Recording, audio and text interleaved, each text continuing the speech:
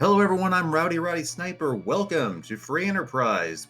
You are here for the Kokkol Forge Open Tournament. I'm joined in the booth by Rexol, and we've got Judge Joe and Dathis pushing the buttons, and Beauty and Discovery pulling the levers behind the scenes and keeping the restream running. And here for a very special event, as we're having a one-night tournament with the Kokkol Express Club flag set. And here to talk about it is the club leader, Tall Grant. Grant. Hey guys, good evening. How are y'all doing? Doing great, thanks. Well, good. Well, I appreciate you guys hanging out and everybody that wanted to join us with us and take a look at the little project we've been playing for actually what looks like a half a year now. I was just kind of doing a little math on this the other night, and when we roll our seed on Monday, that'll be our 26th week of doing this club.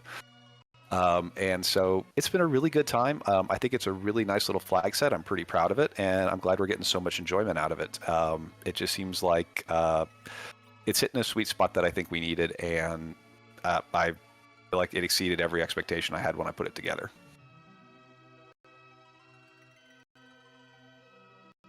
Grant, if I might ask, what do you think is the flagship flag, if you will, of the seed?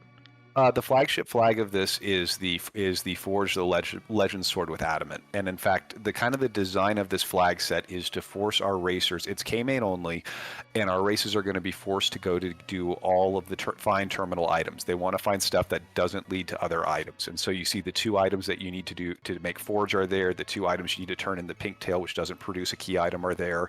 The Darkness Crystal is there. All of those things will not lead to other objectives, but that kind of drives the seed because you have to run through everything to do this. But of course, the Forge is our signature thing. We're actually using one of the beta flags here that is on Gale Swift's fork, which lets us have a Super Forge weapon from Final Fantasy IV Advance, and specifically one that will be useful to one of the 7 characters who we can find in the seed. So that's one of the defining features. There's 2 other tricks to it. This is a no grinding flag set. You do not get experience for doing random encounters. So you can't go crush an egg. You can't do sirens. You can't pick up gold dragons somewhere.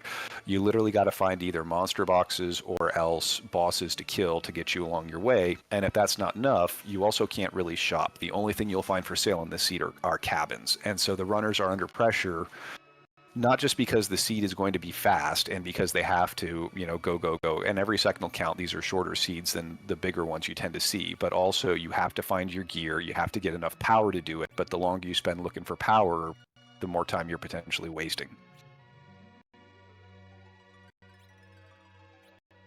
I see you had the vanilla monster box in this set as well. Is that something that's helped drive since they don't have shopping available, you use the treasure chest as an alternative for that?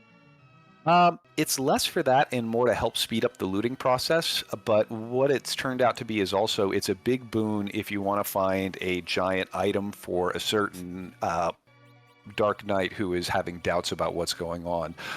Cecil's a very powerful character, and getting a big holy sword for him is a big deal, and this kind of actually gives some strategy to the runners for places they can hone in on to go looking for that, whether it's Eblin Castle or Lower Babel or even Sylph Cave.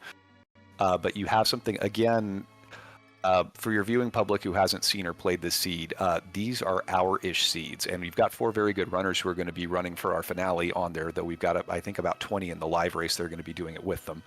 But literally every second can count. We have had finishes in this club where the 2 seconds separated the top 3 places. Sounds pretty exciting.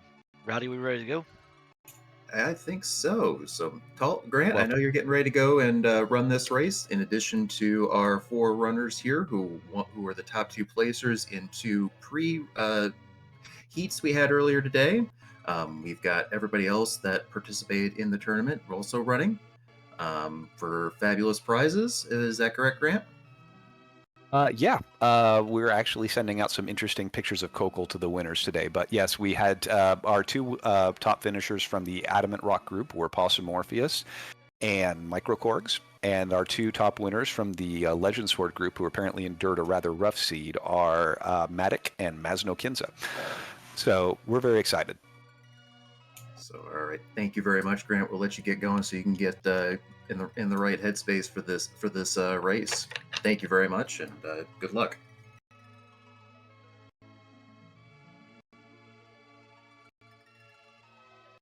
All right. So Rowdy, while Grant's getting set up and we ready to kick this off, with a fast seed like this, what do you expect these runners to do right out the gate?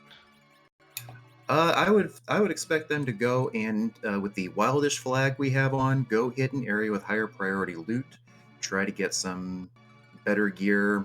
Probably before that though, we do have the flag on for free characters exclusively, so you can go to all the free checks like Basidia, Watery Pass, pick up characters to kind of fill out your party so you know what loot to keep and what to get rid of. Because, like Grant said, we just have cabins and shops, so money is not a concern in this flag set.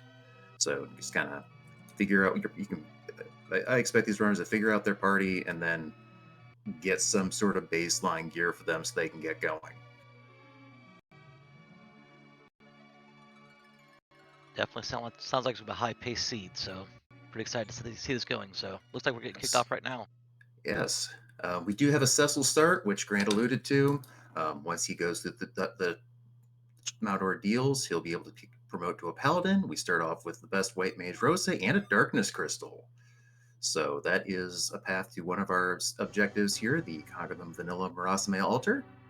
So already one step closer to the finish.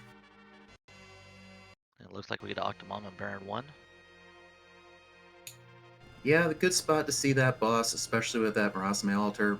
Like Grant said, there's no experience from most enemy encounters outside of bosses or the monster boxes, so no grinding, no siren. They started off with a couple sirens. They're nice mementos going forward. All right, well they're off and running. Yep. Looks like Korg is going for the free key item on Edward. That flag is on. They will not have to kill the Mist Dragon to get an item check out of that. They can just get it from Edward here. Well, it looks like everybody else is looting to see what they have. And free item is the hook. Well, so the force, and we talked about this a little bit before the race. The magma key is going to be forced to be on the overworld, so they do not have to do the hook route. But that magma key could be behind a rat tail, so that hook might be very useful still. And with the two objectives being the pinky and the rat tail, that's a very big pickup. Yes, definitely. Glad you don't have to be searching for that one. All right, so it looks like Korg is finally going down to the castle to help himself to some loot. Now, will we see anybody actually try to take out anybody early here? Because we've got a Dart Knight, which isn't very strong early on, so I'd imagine they're going to wave the monsters in a box, right? Yeah, absolutely. Wait and see. Plus, you want to try and get you're probably going to want to try and get your full party before you start tackling those, because you want that early. If you want that early experience. But with Cecil in the party, there is an incentive to come back here and try to get one of those holy swords and get him fully online. A crystal sword or an Excalibur can go a long way in speeding up these checks.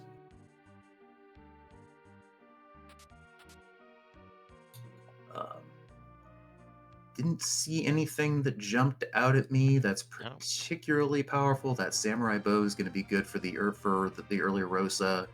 She's going to kind of be likely one of our early damage sources. I think I saw a full moon as well as in case we get edge. Yes, sir. You got the full moon. You got a pair of Sammy bows. And So, looks like we're getting our first look at Watery Pass. Yeah. After that loot, I would be continuing to keep looking for things as well as check the character here, because nothing that really sparks all that much joy in that set. There's Sid. Here's your big tank for early on. Yeah, that Sid definitely helping out early on in the game, because he starts out at level 20 and has good HP and decent strength. Kind of levels off at the end game, but not a bad character to have. Not a bad character to have. He can still make use of those samurai bows pretty well. So I do see that 3 of the runners now have raised the whale already. Are they just doing that because they're going to Miss City anyway to check for the characters, or is there a strategy why they're doing it so early? That would be my guess, because yeah, you see Possum heading back in and going to get the Palamporum check here, getting a Tella, as well as drumroll for Kane. Nice. So there's no Fusoya in this seed, so you have Fusoya Light there in Tella. So I'm guessing he'll probably stick around for a while unless you get both the twins. Am I correct? Good chance.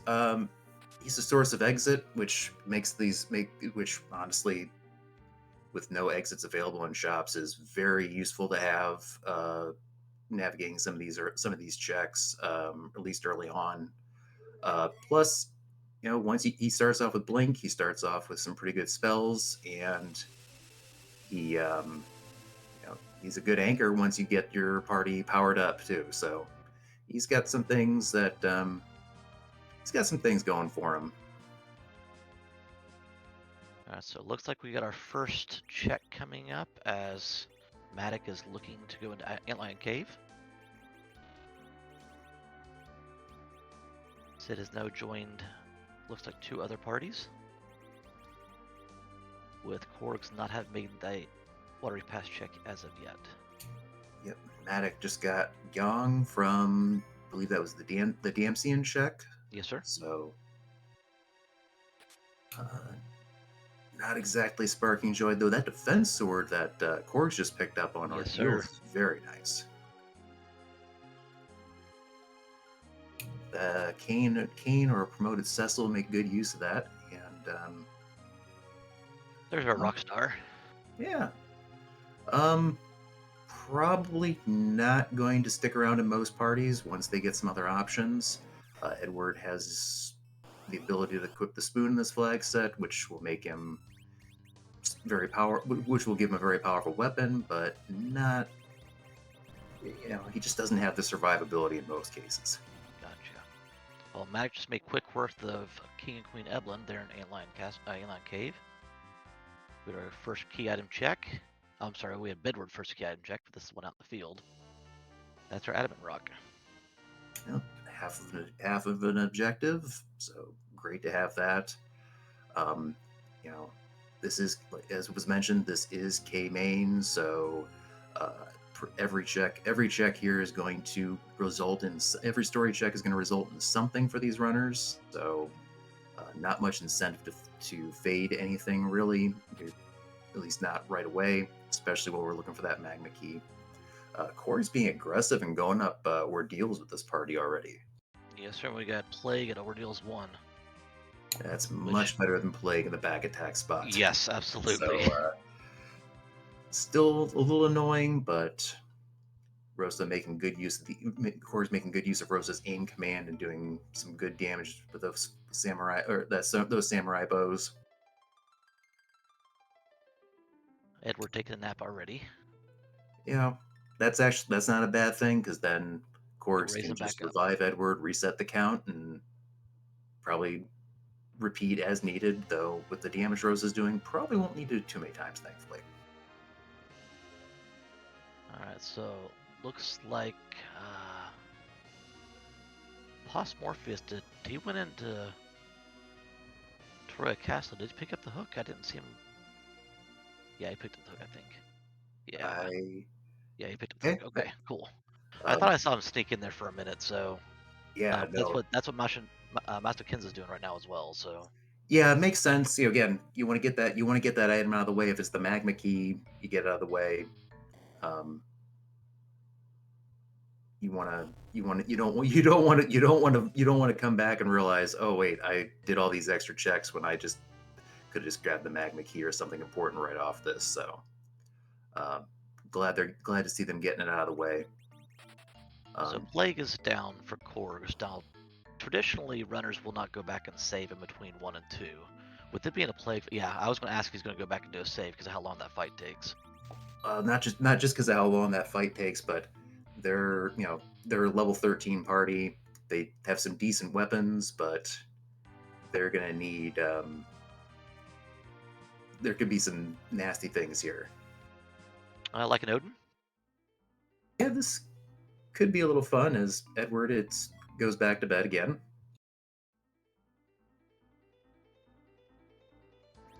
That's 2 attacks by Odin already, so I'm guessing this is going to be very fast. We need to slow him down some way. Yeah, looks like Korgs might be trying to get Edward back up for a Thunderstruck. So can you explain what's the Thunderstruck mean? So Odin has a scripted kill where after the second Odin attack, if you hit him with a lightning strike right after he raises his sword, you'll get a text message that says "Thunderstruck Odin," and you will automatically win the fight. So, as my co-commentator Felicia says, that's one way to get through Odin in a nasty spot, particularly like the hook route if you are doing that. So you can see that there. Bring back Edward. He's got him blinked up so he doesn't take those 2 hits that he's going to get. And there's the raise, and there's a lip bolt. That should do it. How exciting! That's So yeah, fantastic.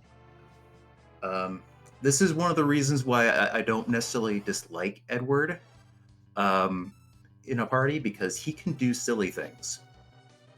And this is exactly one of those things. The hide command is a very powerful ability in situations, and that's kind of the fun of learning how to use Edward in that regard. So, fight that normally these runners wouldn't be able to defeat without him in the party. You can also jump it with Kane and get it, but it's a little bit harder.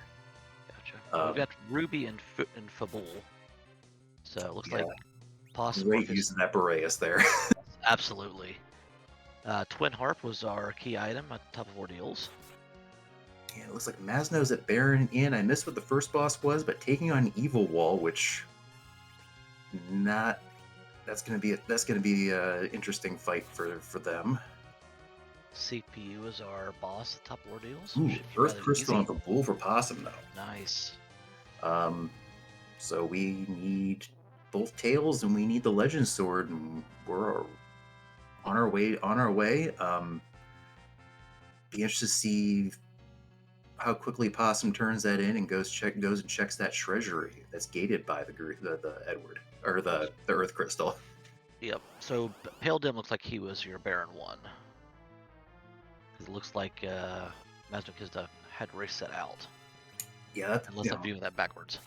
That's a lot of HP at the Baron 2 spot. It's normally a scripted fight with Yang, but I think it's 3,000 to 4,000 HP at that Baron 2 spot, so it's gonna take a while.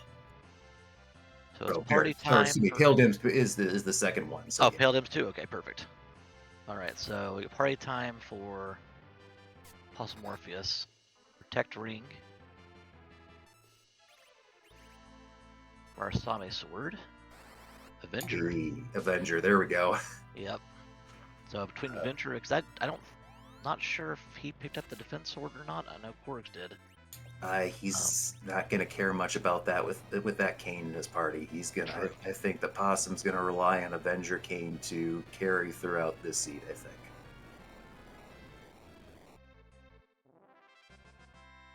Avenger automatic not only is a two-handed weapon, so you give up your the ability to hold a shield, but you get plus 10 power, plus 10 agility, and the Berserk status auto-applied, which makes a melee attacker. Very powerful. Oh yeah, Zeus Gauntlets as well for another plus 10 attack. Yeah, no, that Kane is going Kane's going to be strong. Possum will not have to rely on Thunderstruck to beat that Odin. Kane should be able to take care of that fight just through brute force. All right, so the crystal, not needed for the seed, but that's what we got out of Baron Inn.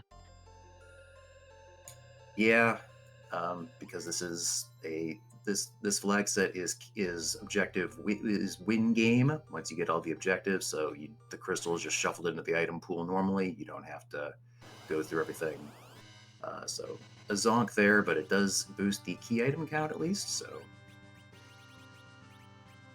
it's not the worst thing. So Korgs is replacing that Edward with Sid.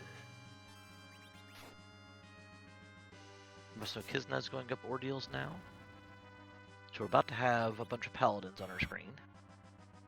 Yeah, and that makes a lot of sense. I mean, as I noticed chat talking about earlier, even if you don't have a good weapon for Cecil as a paladin, his cover ability, if you give him especially that crystal armor that Possum picked up in the treasury, he can tank a lot of hits from the back row and let other characters do what they need to do. So that Kane is going to be nice and protected from by that Cecil once he gets up and running, I think. So I'm looking at my notes here. We've seen what's an Antlion Cave. We've seen what's an Ordeals, Baron Inn, Favol. So we're guessing that the Magma Key's behind the Harp? Good chance, yeah. If we haven't Or seen, is it up on Zot? Because we know the Earth Crystal's there too. yeah, it's going to have to be on one of those two, which would guess that most of these runners are probably going to check that Earth Crystal first if they have it in their inventory, just because it is an objective. You may see them try to loop in the Twin Harp at the same time, just for efficiency's sake. But I could either choice would make a lot of sense to me. Just depends on how much you like fading the harp or how much you like gambling to see if there's anything there. That's a pretty long check too, but they do have exit on Tella, so that makes it a little bit quicker. Looks like Korg is going to look at those monsters in a box now that he has a pretty set party. Yeah, not having done Fabul doesn't have the knowledge of the Avenger, which honestly, an Avenger is one of the things that Korgs would be very ecstatic to find here, probably almost as much as an Excalibur or a Crystal Sword for that Cecil. So we'll see. Should be able to get through these. The other upside is that it will get some experience on these characters as well. So I noticed that Korgs, I've noticed it a couple times here, but I just noticed right now on Korgs, and for our newer runners or people that haven't dove into Free Enterprise yet, you see the runners kind of trying to run for half a second and get that can't run message. What is that used for? So what they're doing is run buffering.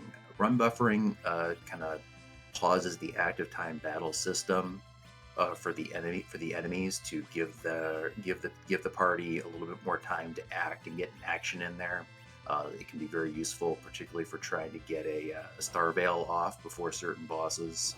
If I remember correctly, you can learn more about it in game from I believe the council in Troya behind the person that you talk to go up to Tower Azat. I believe they give you a primer on that. Excellent. So we have Stale Man fight at the bottom of the Matic there. And we've got the Lamia and Black Cat fight. Korgs. So we'll get a couple of higher tier items here in a second. It looks like Possum Morpheus is also going to join the Neblin Castle. Yeah, even with, again, you're looking for that early experience just to speed things up, and you get the added benefit of potentially getting something. The Crystal really Sword. Yeah, Crystal Sword. Crystal Sword just breaks the seat open. Yep. So that's what we got from the Stone Man. So Maddox got the Crystal Sword. There's a white shirt on the Lamia fight. So we have a guy with a big sword. Yeah, Matic happy with the Crystal Sword. That alone is going to be very important, because these runners are all going to kind of be crisscrossing, following each other's steps, because again, K-Main, we know that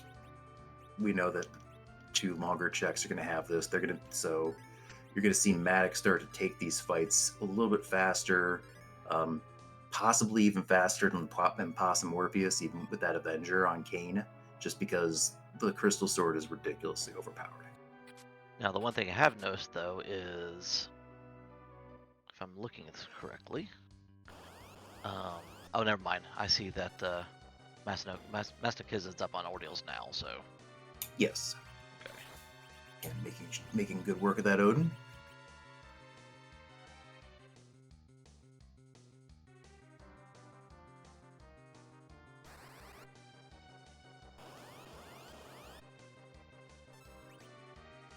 So it looks like Matic went straight to Baron Inn now.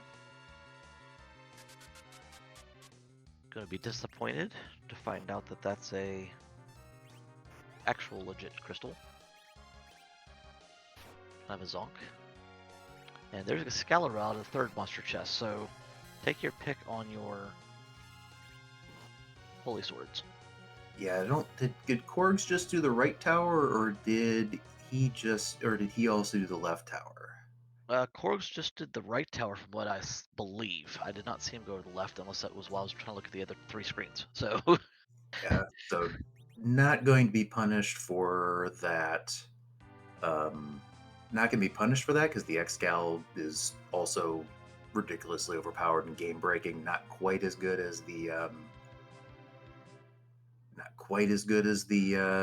Crystal Sword, but good enough that totally don't blame him for just saying I'm happy. Let's go. now the one thing of note here though is Morpheus now has a holy sword with his Avenger. Now, tell me why you would put the Avenger on Kane and not Cecil in this case. For a couple of reasons. One, take advantage of Cecil's cover just to let Kane go ahead and do the attacking. Um, Depending on the fight, you may have a situation where you want two attackers just kind of working together to try and chop that down. Um, if you want to take the time for menuing, you can try to you know plus you've got a berserk caster, actually two berserk casters in Tella and Rosa. So yeah, just give Cecil his crystal sword, give Kane the Avenger, let Kane go, and just berserk up Cecil to get that extra damage source going. All right, we're about to take a pause in a second for our fantastic DJ. I do want to note that Morpheus has gone up to Zot, but faded the Monster Hunter Box check. So we'll keep an eye on that, as we'll probably be quiet here in just a moment, as it's tradition here to have our wonderful harp player play some prime tunes. Yeah, this.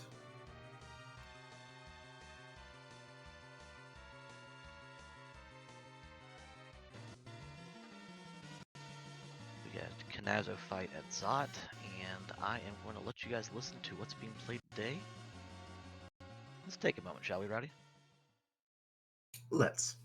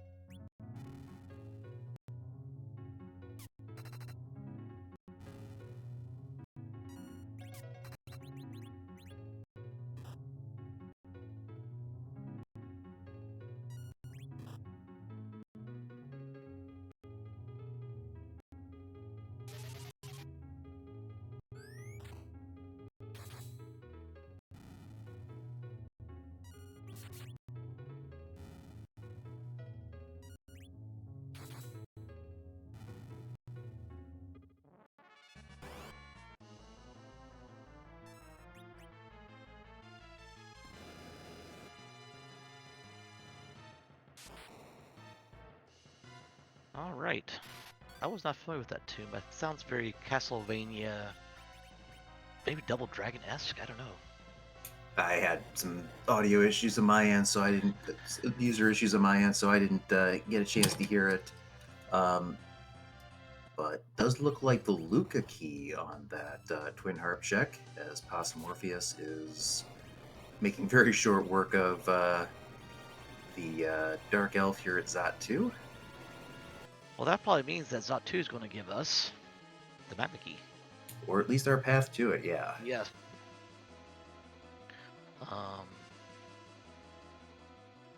Yeah, because that Zot 2 we had Kanazo for the first one, the actual Dark Elf for the second one. We see Masno Kizna going through the treasury now. Yep, and we have Matic going back into the fight. So, go to the Twin Harp fight. Right, and Korg's doing the Baron check. So we split off on our forks now. Everybody's kind of doing their own thing. They'll meet back up underground, no doubt. So there's your magma key out of Zot. So, Possum's habit of fading the Twin Harp, paying off yet again, while Korg's being the hero of the people, and also Matic being the hero of the people, and giving us the music, and not going to be rewarded for it, at least not right away. Now, if there is a tail behind that Luca key, then this twin harp play ends up being very important. Or the Legend Sword. Yes, we still have that outstanding too. So these runners taking on the Pale Dim, and of course the one downside of Crystal Swords is there's certain bosses that they don't have a lot of like success with those Shining Holy Swords because they resist the holy element. Now, it looks like Korg's faded Antlion. So, Korg's does not have the Adamant Rock. Yeah. That is unfortunate, and should be able to route it back in at some point, or might just be, looks like actually no How about pin right up now? there right now. Well, since they don't have the magma key, and they haven't done Fabul yet, so True. Yep. he needs to go ahead and clean up those checks so he can get that magma key. Alright, so Masnikins is actually checking the Flame Dog chest in Zot, so we get to see what's there. As Possum Morpheus will drop the key into the well. Much easier than dropping the life potion in the well.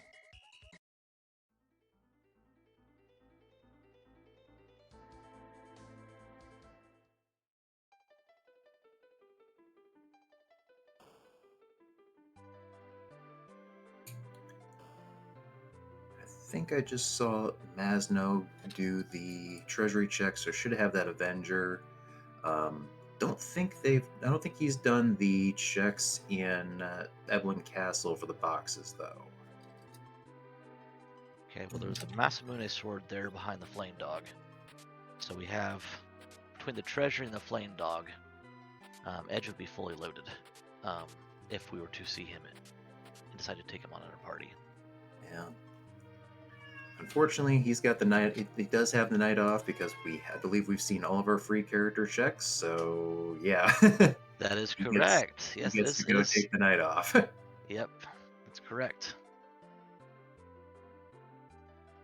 So we've got a couple of pieces of Hanzo steel we can sell for a few bucks. Oh wait, and then not having to buy. S cabins. It's worth about 24 cabins. They sell for 0.2, I believe. So yeah, I'm sure there's a place. I'm sure there's a pawn shop in El Paso that'll take them. All right, so there's our Baron key at Fey March. Doesn't really do us anything unless it leads us to one of the other items, such as the tails or the Legend Sword.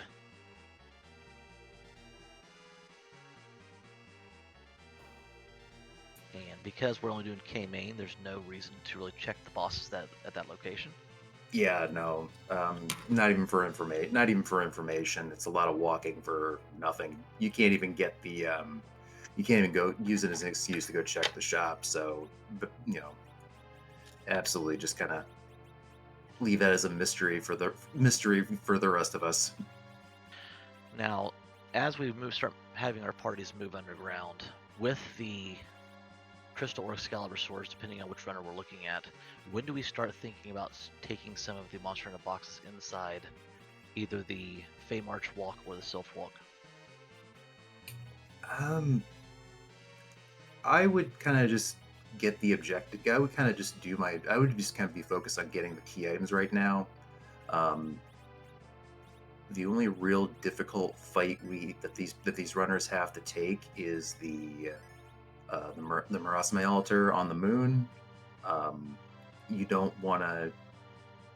You kind of, if you're, without any way of getting experience here, you're just gonna want to probably get those 10 key items, so the value of any monster boxes that you take on is maximized, so you can make that fight a little bit easier. But even with the gear that these runners have had, you may not see too much of those monster boxes for grinding. And Sheila 1 has the goods. There is the rat tail. Yes, that Yang's wife in Vabul. Instead of the pan giving the out. dreaded inventory boss.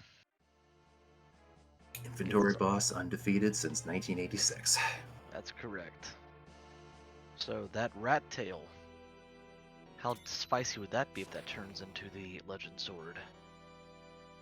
Yeah, I would expect Possum to check this because there is an item behind it. It could be the legend sword, it could be the pink tail, it could be the pan. Even the tower key or the Luca key. We know the Luca key is behind the Twin Heart, but anything that opens up another check would be nice to have available for the going forward, or as soon as possible. Alright, so as you suspected, we're checking the rat tail. Survey says sand ruby. Sad ruby today. Sad ruby. It is an objective, so worth, you light the lamp, but is not going to get us a character check. But that is a key item, and if my count serves me, that's number 10. So that yeah, it does. That is correct. So it wasn't quite that sad. It's more like a melancholy ruby this time around. Yeah, I'll take that. I will accept that. Meanwhile, the rest of the runners working their way through Zot, the Tower of Zot, all going to get that objective. On their way to getting that objective, looks like Korgs and Masno just getting through that Kanatso on Zot 1, which not the friendliest of fight for a relatively low level party. And Matic getting through the dark elf and finishing the objective here very shortly. Morpheus going up the lower part of the Tower of Babel. The Morose Ruby. That's a very, very good. I like it. Yeah, gonna be checking up top here at doing the keyless tower check. I like this. It's a long walk up to the top of the tower. You would love to have the tower key to go with this, but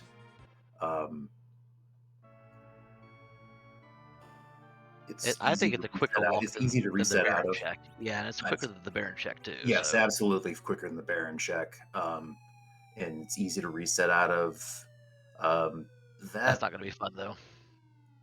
Yeah, well, I think that with the Crystal Sword, with the Avenger, with Berserk casters, should be able to have the firepower to get through this fight. Alright, so Matic is now going underground with the Magma Key. Yep.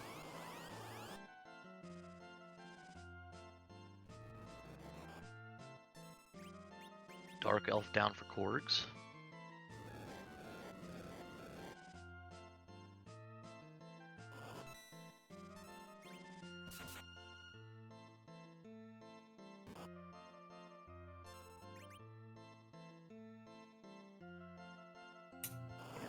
And as my cat is insisting on pointing out, I would like to take this time to thank our trackers. With 4 runners, it's very easy for us to lose sight of things. So the hero flag is not on in this particular club. However, you're our heroes here tonight. Thank you. I second that because it's hard enough us following what's going on here, keeping track of the multitude of key items. It's definitely a wonderful job they're doing tonight. Yeah. So possibly did not have that Avenger on Keen, it looks like, so taking advantage of the fact that Jump will knock her out of the tornado, as well as occasionally looked like occasionally taking okay, it is on Cecil. Thank you, Nitzy.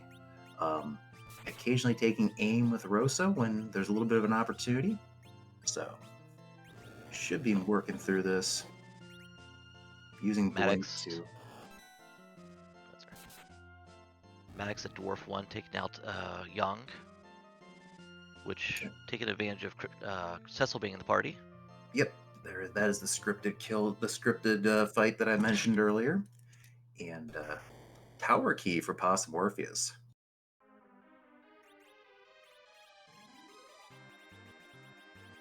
So tower key at the top of the tower. Oh, Always there fun. is the gauntlet at Dwarf 2. That's not fun. Easy fights with the HP pool, however, long fight. Yes, that is exactly it. This is not going to be the hardest fight for this party. It's going to get them some little bit of extra experience, but it is a slow fight. We did see the blue robe when we did the Earth Crystal check, and yeah. Asura is going to be your tower boss, which is fun to see. Yep. One swipe, down we go. I don't think the party's picked up any mage smashing gear, but not necessarily going to need it. Korg's checking sealed cave. I like this. Korgs knows that at least some of the runner, Korgs is a veteran of free enterprise, and knows a lot of the people in the community, and knows that there are people in this race that are not going to do the twin harp. So he got the Luca key off of that twin harp check. He's gonna chase that. He's gonna hope that there is something behind this. We still have the Legend Sword, we still have the Pink Tail, so there is a pretty good chance that it's going to find something. Well, for his efforts, he did get a Gungnir Spear for Kane, so that was in one of the boxes on the way down. Yeah, if he didn't pick up one of the defense swords, that'll be a nice consolation prize. Oh, just the package on the sealed cave. That's unfortunate. Not an objective, nothing behind that one. But, easy enough to reset out and keep moving on. Tower's the pan. So pan coming out of the tower. So while you're already underground, let's go bonking on the head for it.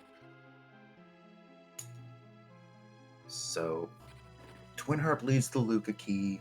We're about to find out on Maddox's side what this Dwarf Castle check is, which could end up being a very good play on his part to go here. We got 3 items, we don't know where they are, so the Legend Sword, the Spoon, and the Pink Tail are the only ones we haven't seen, so...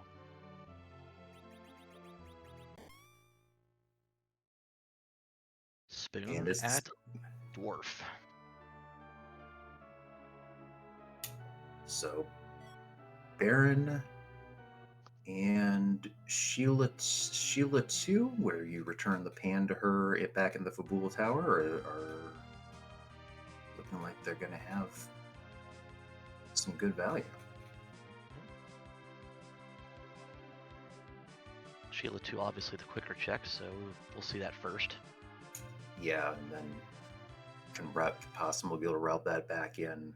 And it looks like Korgs is going to chase that Baron key, which looks like it's likely going to pan out. Well, not pan out. Not pan out. Is, but...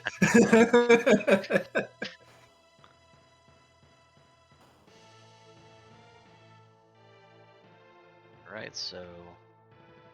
Sheila 2 does not want a life potion. They'll take the pan for a Pink Tail.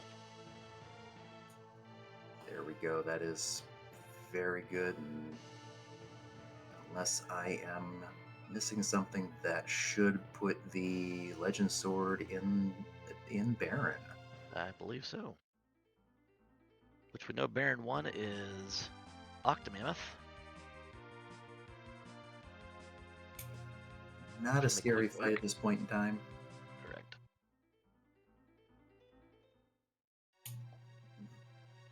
Masno making his way down the Sylvan Cave while Matic is going ahead and also taking advantage of the fact they've got that Luca key and going to check that out. Again,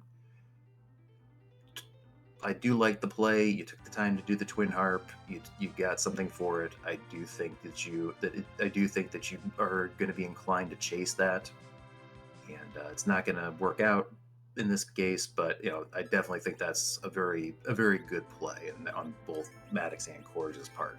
Absolutely.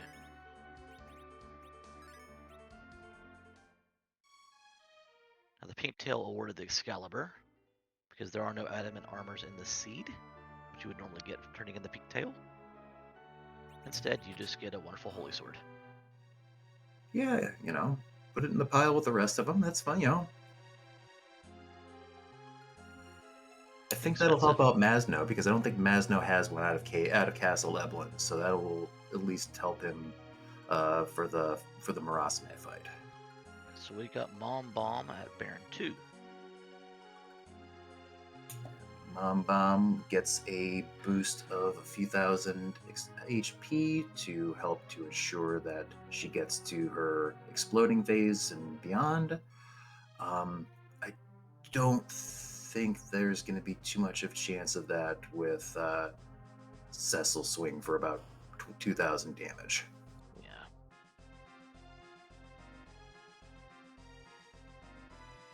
Because we don't have much AoE damage on this party, aside from Tella. So in the event that Mom Bomb were able to explode, I think even with the Zerk to Cecil, it'd still be an easy fight. But you're a little less inclined with your lack of AoE. Yeah, I don't know what of the Japanese items that the runners have held on to. I know that some of them used like had Boreas they used on Rubicon, and the lip. I know Korg's used the lip bolt.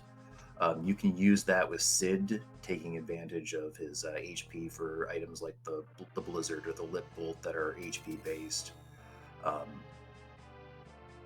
But the HP on the bombs at this spot is low enough that those should be able to take that out if you need it.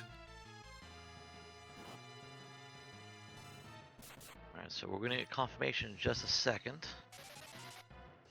with this Baron Castle check.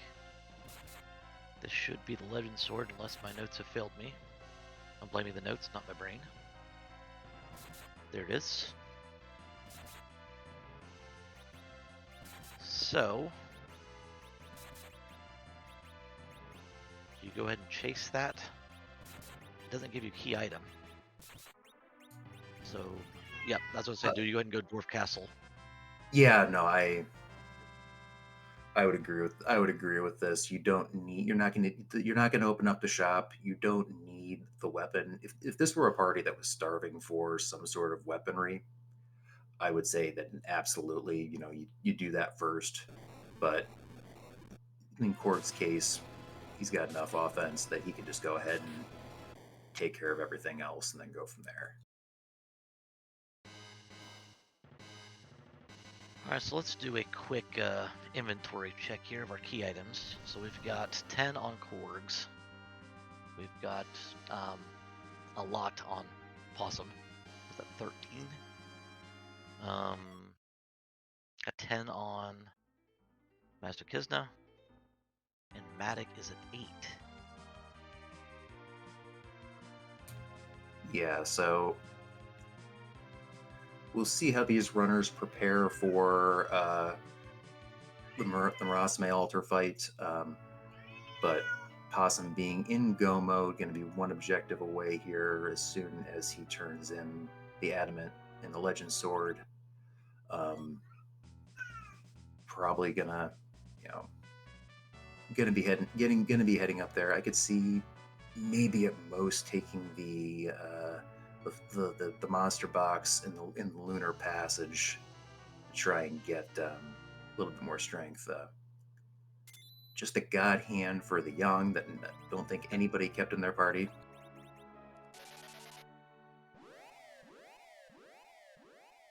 Korgs is now doing the gauntlet check at Dwarf 2. Yeah, and unfortunately, just going to be the spoon waiting for him there.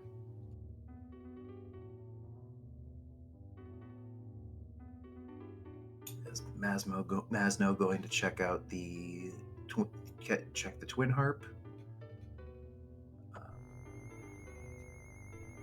Which I do understand a lot of these runners are kind of avoiding the keyless tower play because generally you want to have that tower key in your hand before you do that,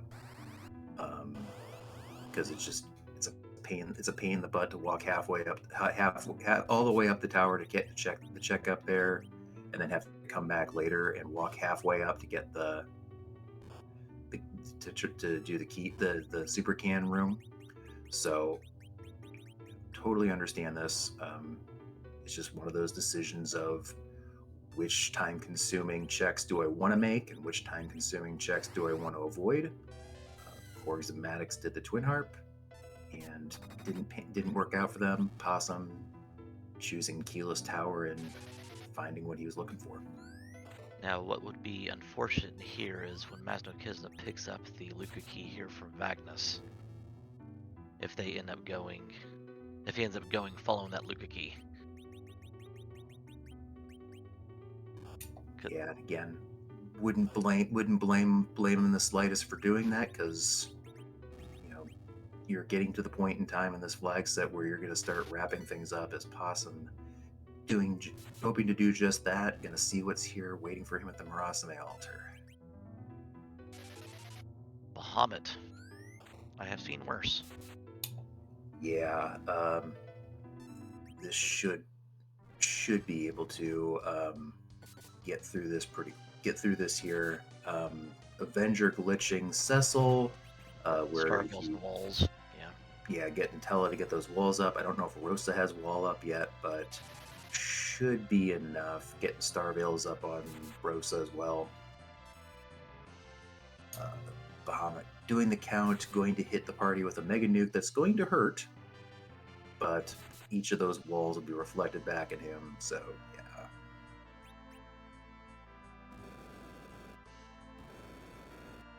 Masno did have to do the big giant doll, but passed through. No problem. Luca key. And we have nicely. Possum a crystal Morpheus. sword for your work. One more for the road. And that is 5 objectives for Possum Morpheus, and Possum will be the winner of the Kokkol Forge Open Tournament here tonight. A superb run. The fading of the Luca key paying off. Or fading of, I guess, the Magnus to get the Luca key. Yeah, no.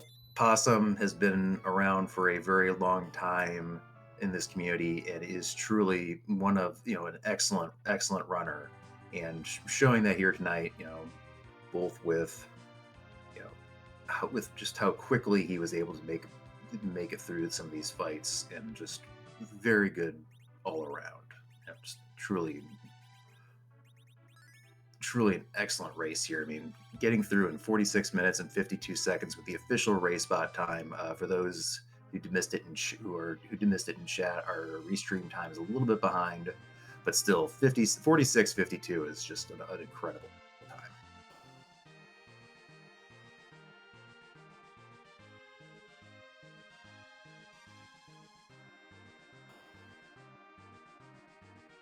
All right.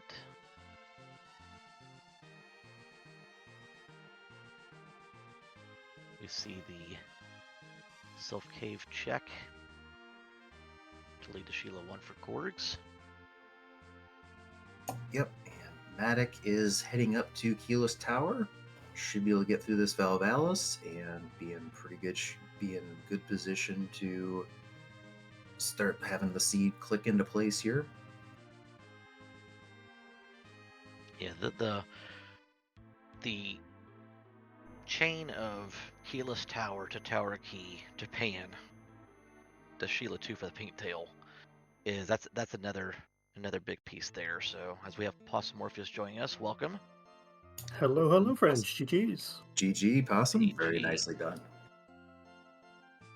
So, Fade Twin Harp? I mean, it's an emote that exists for a reason. Mhm. Yeah, Music no, is for after the seed. and Possum. I see you doing that for us to help resolve what the song is. Thank you very much for that. Yeah, I did not know Mission this was in the Impossible. pool. No, so Ow. the going chat here, we had Double Dragon of some sort, It does sound double Castlevania, dragony. Castlevania of some sort, maybe TMNT, but yeah, that was not our dance card. There are over 300 songs in the Heart Pool or something like that. So, no surprise that we get one that's a bit of a curveball. So Possum, walk us through the decision to go Keyless Tower, because we were tossing that back and forth a couple of times here, talking and through the chat.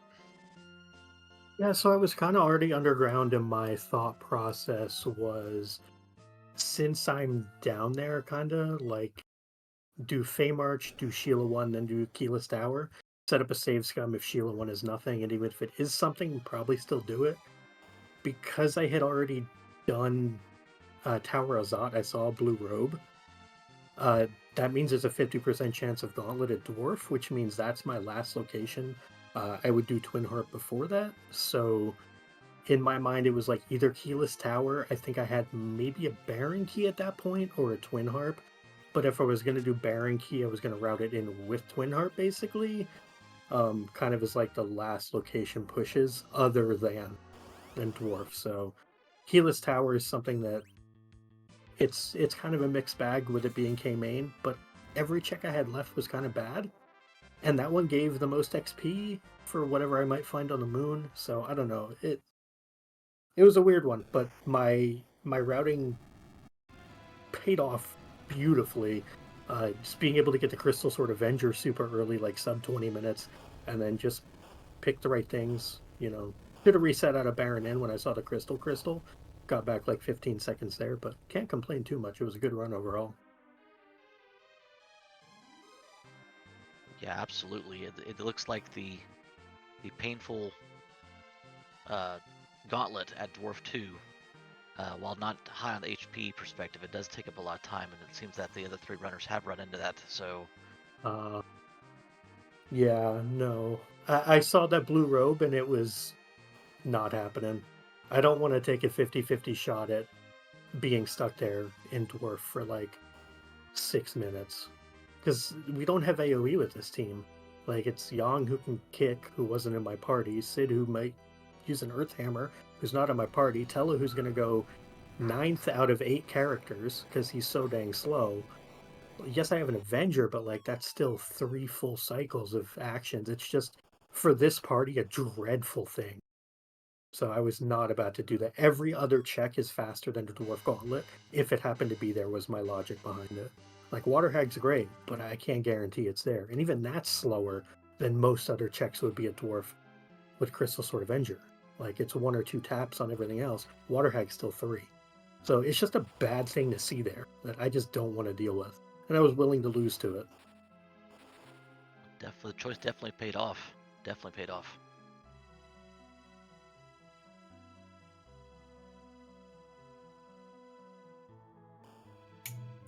You had mentioned that Crystal Sword Avenger early, that you were able to get going. Thoughts on the generosity of the seed as far as the loot? You seem to be pretty comfortable once you got to that point. Yeah, the treasury coughed up an Avenger, a Zeus Gauntlet, a Strength Ring, a couple of decent defensive pieces, and that was enough to be like, okay, let's go blow up the rest of everything. Once we get Cecil online, let's go get our government mandated Holy Sword out of Evelyn Castle, and then the seed is just whatever we want it to be, which is just Cecil plays Steamroll. So it lined up perfectly with leveraging power. That's one thing I'm very good at. In various randomizers, for Enterprise included, of course, is I know what to do with power. It's when I don't have it that I might struggle a bit. But like this seed was vomiting power at us. It was great. It was very like SMS adjacent, which I know was one of kind of the inspirations to Tall Grant making this flag set. Awesome human being, by the way, an awesome flag set.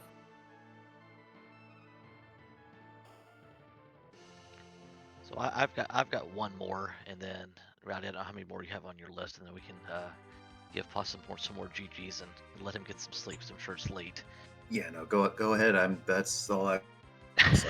Go ahead. So I think the only other question I had was when you saw Odin at Ordeals 2, what was running through your head at that point in time? I had Avenger Kane in the center slot. Nothing is stopping me there. It So the was Avenger free. was definitely key then. I don't know if John Burkhead is in chat, but one thing that I've said to John Burkhead, kind of friend of Paul Grant and a lot of folks in the community, is that one day I hope to find a woman who looks at me like I look at an Avenger sword. I love the Avenger sword. I long have thought if there's a tier 8, it should be a tier 8. I think it is so ungodly overpowered, broken beyond your wildest imagination. Like, Avenger Sword is the king of kings when it comes to swords. Like Crystal Sword, Excal, they're fabulous. Give me an Avenger Sword, I can make all things happen. So you sound like you are very much an advocate for the sword. For those in the audience, the chat, what have you, who may not be as well versed in Free Enterprise, what makes the Avenger Sword the Sword of Swords? The fact that it applies the Berserk status, so not as if being hit by magic, but goes through things like Crystal Armor, even, which I had on Cecil. Uh, so it allows you to have the best defense, not named Adamant Armor, on your attacker there. It increases your agility by 10. It increases your strength by 10. So you're just kind of going ham right away, and it puts you in the queue immediately with whoever's wielding it. On top of that, it also carries over any of the properties if you take like a crystal sword, or you take an excal, or you take, a bow and arrow. You take a rune axe, it carries over any weapon properties. It also will carry over shield properties, oddly enough. So you have like an Aegis shield on and like, a mute knife. You can swap both of them over. You are then dealing mute damage and resisting magic still from the Aegis shield. So it's resisting mages, excuse me. It's absolutely ludicrous how good it is when you understand it. So I am always going to be Team Avenger forever. Excellent. Well, thank you, and congratulations again on a wonderfully played run. I'm good to let you go grab some rest. Rowdy, any last parting words? No, GG Possum, excellently run seed. You definitely took the power the seed gave you and made the most of it. Yeah, thank you so much, y'all. I appreciate everyone doing the hard work behind the scenes. Tall Grant for organizing the whole thing. Doing the Lord's work on it. Elvin Sorrow for helping to test out the flag set early on. Beauty, Dathis, Judge Joe, Rowdy Sniper, Rexol. I see y'all in the booth here. So thank you all for your various roles, and I hope everyone has a phenomenal night. Take care, Possum. GG. Thank y'all. GG's. And All while right. we were wrapping up with Possum Orpheus, Matic has wrapped up the seed, just getting through the Bahamut fight at the Marasmi altar, and so GG's to them in chat.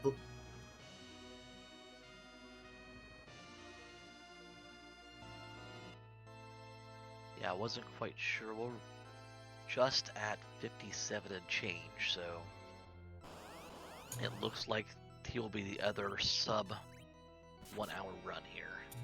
Yeah, still making excellent work of the seed. We did have that chain to get through the Magnus check. Yeah, thank you. Yeah, absolutely. It's late. It's getting late, so yeah, thank you for untying my tongue there a little bit. Absolutely. But yeah, very nicely run by Matic there. Sub hour for this seed is a very good job. Yeah, it's fascinating how one decision such as fading the cave can make such a drastic difference when you have a chain that was set up in the seed. Yeah, I You're mean, used to seeing those in like in a K summon and K moon seeds, but in a K main seed, seeing a chain like that it's pretty brutal. yeah, and that's the thing. Yeah, with K main, what you choose not to do is very important because you know that there's going to be something behind it. But if there's more of a guarantee than on a K summon or a K moon flag set. Um, but you really, you need to just hope you make the right choice. And as you kind of heard with Possum saying, that blue robe at Dwarf Castle making a big difference, knowing that it could be a very slow gauntlet. And then also, obviously just the general Twin Harp is a slow check because of the cutscene. So not wanting to sit through that, influencing that decision. All right, looks like Masnikins is reluctantly finally making the tower, that keyless tower check, which is going to obviously be very fruitful in kicking off the rest of that chain, so that you can get the pink tail done. In the meantime, Korg's heading up to the moon to go after his last objective. Yeah, gonna be pretty happy to see that Bahamut there, just because I don't believe we saw. Did we see? I don't believe we saw Golbez. I don't believe we saw the Wyvern. I don't believe we saw Ogopogo or Antlion. There are a lot of very unpleasant bosses that I don't recall seeing. No, we did not. The only one we saw that would have been very bad there is if Evil Wall ended up over there, um, but no, we only saw. Let's see. Yeah, Pale Dim was a barren one. We didn't see Wyvern. We didn't see Ogopogo. Um, yeah, Golbez wasn't seen. I'm going through my notes here. We had the Cane, so Valvalis wasn't as you saw. These runners have handled her. Um, not as scary as she could be. Yeah, it wouldn't have been good to see a Dark Knight up there either. Yeah, no, Dark Knight's never fun on the moon. So yeah. In that case, the seed was very nice to the runners as far as the bosses. Absolutely. Yeah, so this will be an hour and 1 minute run for Korg, so close enough to the hour mark there. And I'm guessing as soon as Mesnakiza takes care of this wonderful golden tornado here, he'll be well on his way as well. So yeah. Immediately we'll go cash in that tower key and go from there.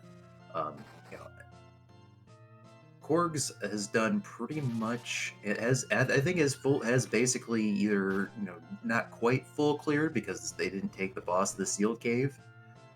But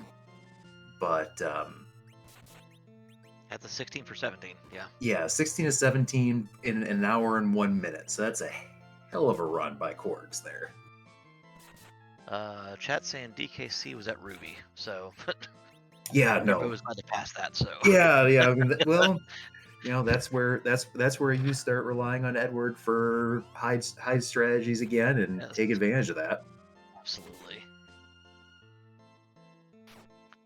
So GG's the micro Korgs in the chat for getting through it again.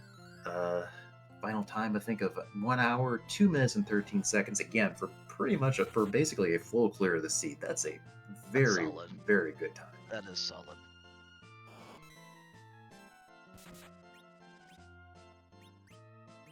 So, Rowdy, what is your, I guess, guilty fade that you tend to fade more often than you probably should because you don't like to see it? Oh, as far as like as far as a spot or an item check, A spotter item tech, yeah. I have been burned one too many times by Keyless Tower, so I always try to do that one. So I'll usually fade like Dwarf Castle because it's 2 checks. There's a couple of cutscenes that take a long time. I will avoid Dwarf Castle just because of the extra time. I tend to do Twin Heart because I know so many runners in the community like to avoid it. Kind of the same play that Korgs made early on. But Dwarf Castle is usually the one that I try to put off because it can be pretty tricky. Yeah, I think it was noticeable that Mazdakiz, and this could just be a generalized statement from seeing him run this one time, but it looks like Keyless Tower is not really in his top 10 of things he likes to go check. So it's interesting because I've run into the Keyless Tower turned into Tower Key like twice now, and I've only been running, you know, on a serious basis for about 6 to 8 weeks now. So that's one of those that, like you, I no longer fade Keyless Tower for that reason. Yeah, and it's a totally understandable and reasonable decision because again, you have to if the tower key isn't up there at that one check, you have to walk all the way up. You can reset out if it's a zonk or walk all the way out. You have to go back. It's a lot of travel time, and travel time is wasted time. Um, you want to try to minimize that as much as possible. You heard Possum talk we were talking to Possum about that. He talked about trying to get a path where saving Baron Key for going up on the way to Twin Harp because it's on the path. There's less moving around the map. There's little efficiencies that help shave if you take seconds or even minutes, or that add up to minutes in the course of the seed. So I fully appreciate wanting to fade the keyless tower check as long as possible. Unfortunately, this was a seed where that was, not the right call. Yeah, and then you made a good point. I think that's a good understanding for especially for newer runners.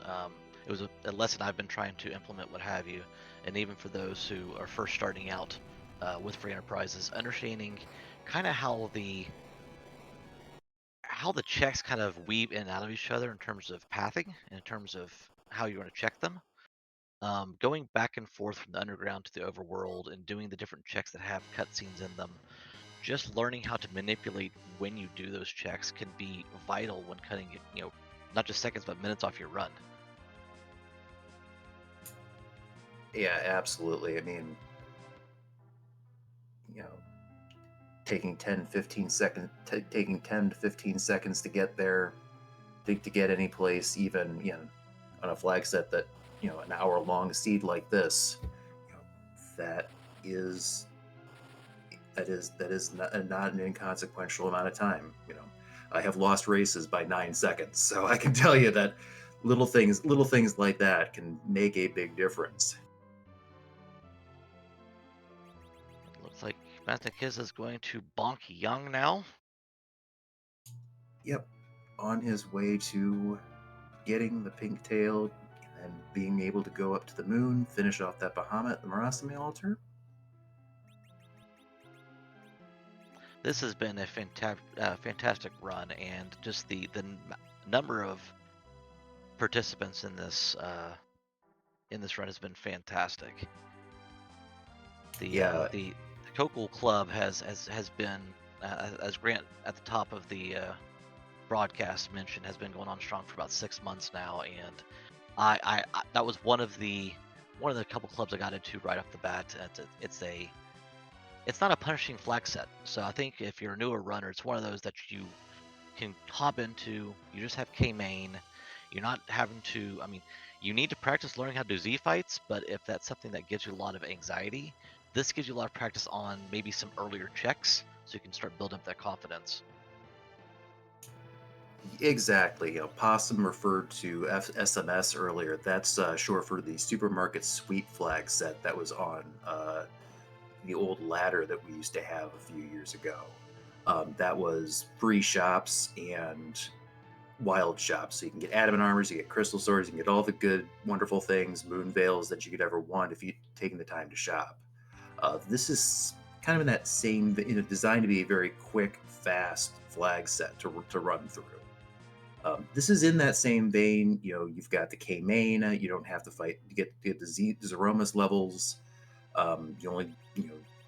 You can get some nasty objectives like complete the giant, but the loot on the flag set's strong enough that you can, as you saw here, these runners were very well powered up very early on. So it's a good flag set for starting to learn. Really focusing on learning some of that routing efficiency, because that does help out a lot, and that does come into play here. Well, we got a few seconds while Masno gets ready to go up to the moon. Would like to shout out our Discord. This is a club that you can join on the Discord. As well as many others. I believe we're scheduled to have a restream for the Baron Heroes Journey club on Sunday, which shows off the hero flag that we have. That adds a few new wrinkles to how we play the game, giving other characters a chance to shine, other than Cecil as the center of attention for the seed. Um, Always a good time with that club as well. But I think we've got a dozen or so clubs active right now. Yeah, something like that. It's interesting because each one has their own unique flag set that kind of works you in different ways. Some are very easy compared to others, and some are to kind of stretch you to your limits, which is nice because all of them are all inclusive. So you don't have to apply for a membership or anything like that. You kind of jump in there, you grab the seed they're playing for the time, and go have fun with it. So, and most of them are asynchronous, means you don't have to show up. Like this was a live run, so everybody showed up at the same time and kind of ran it. But the fun thing with the club is most of them are asynchronous, meaning you can show up, grab the seed, and play at your leisure. So it's wonderful. And then for anybody new seeing this for the first time, we do periodically run larger tournament events as well. Had our big Highway to the Zenith Zone last summer. So also some fun. So you kind of take the lessons you learn from those clubs to those larger tournaments and apply them. And being active in the clubs will make you a much better runner. Not just the practice of running these races, but like you said, Rex, all the different nuances that they teach you based on their different flag sets, and yeah, it goes a long way in making you a better runner. Yeah, absolutely. I think it's also nice because as a new runner, we have so many different flags because this free enterprise has developed over years now. We have so many flags, you can get very overwhelmed at the very beginning on what do I turn on, what do I turn off, what does it do? And having these kind of pre-made, tested, and kind of tweaked and vetted flag sets kind of gives you a place to go and say, okay, we know this isn't going to be wonky. This is going to kind of play and have some sort of consistent feel to it. Kind of lets you introduce yourself to some different flags and different play styles without kind of putting yourself in a corner accidentally. Yeah, no, definitely gives a controlled experience. Introduction to the seed as Masno Kinza has the Bahamut fight under control and will be lighting up the last objective as soon as the text box clears. So GG's to him. GG's. Still, hour 11 on that kind of seed right there is still a fantastic time. Oh yeah, absolutely. Again, and that was also pretty much a full clear of the seed on Masno's side as well. So, getting through that, I don't think Masno had quite the same early power that a lot of these runners had, as it does look like we're getting ready to be joined by Masno in a few seconds here. Fantastic. Matic and Korgs were unable to do an interview, but GG's to them, as we are now joined by Masno Kinza. GG, congratulations on wrapping up the seed. Yeah, GG. So what's your first initial impression of how the seed went for you, sir? Not great, obviously. I wasn't finding the power I needed till the very end, and I did the wrong checks. And the start was a little rough.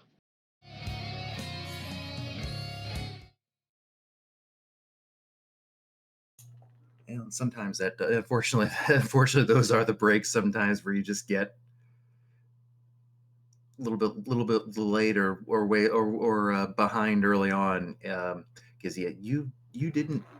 I may have missed it. You didn't do the monster boxes in Castle Eblin. Is that correct? No. The only mob I did was Flame Dog. Flame Dog, yeah. Okay.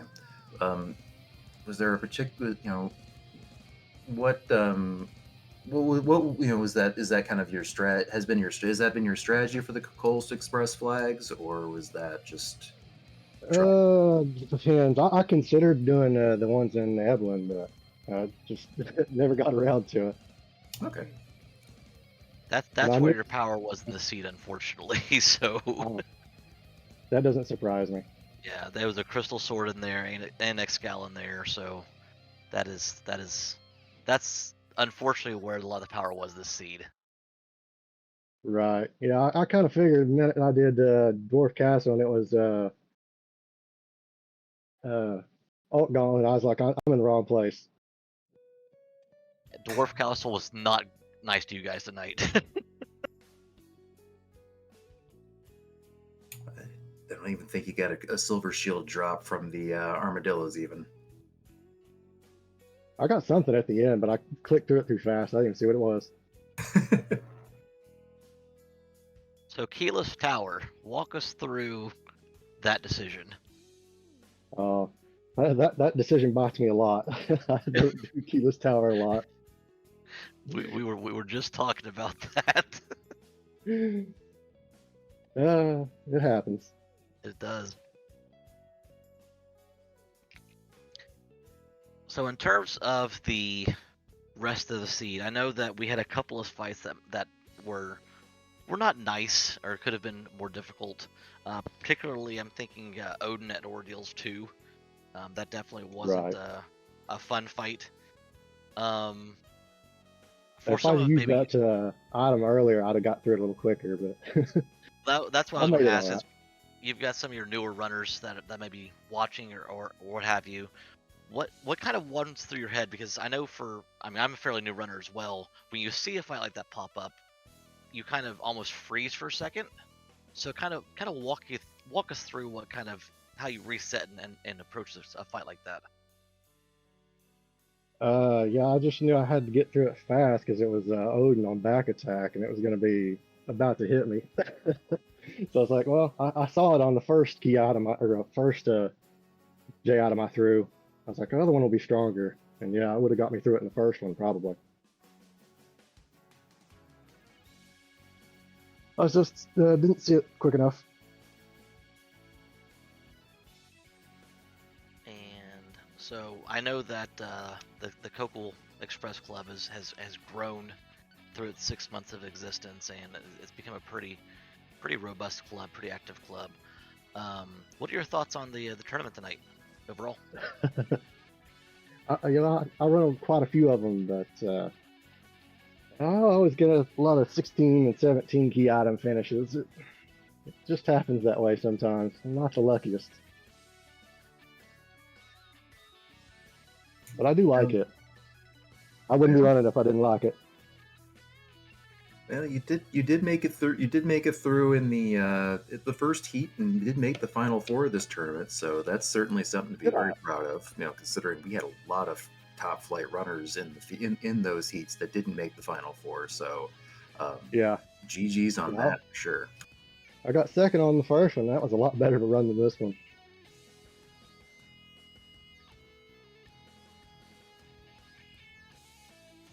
All right, that exhausts my questions there. Rowdy, what else you got on your plate there?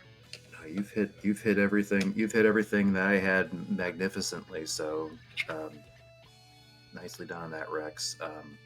So yeah, again, Masno, thank you for stopping in for an interview. Thank you for running the seed, in the tournament, and again, congratulations on making it to the final four.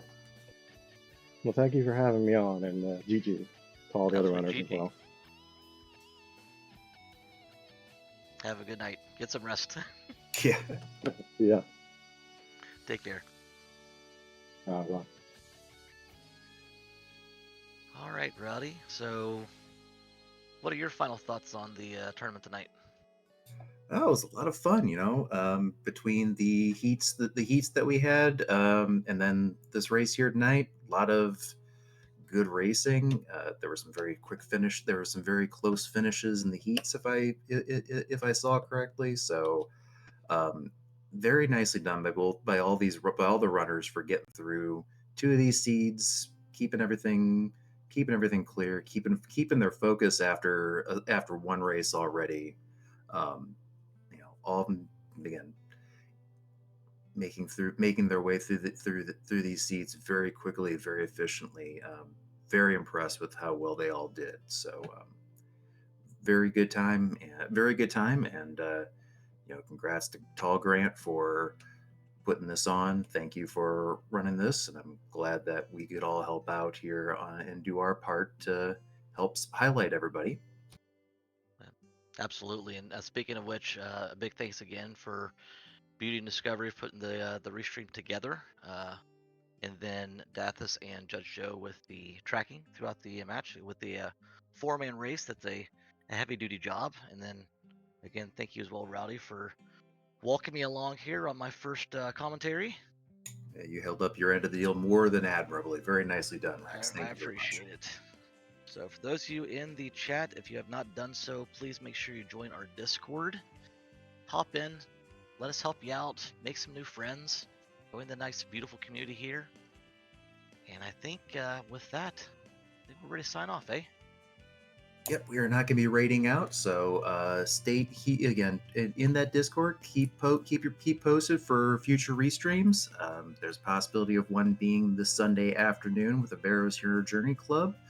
But yeah, keep your eye out. Give the channel a follow to make sure you get the notifications, and we will see you next time we go live.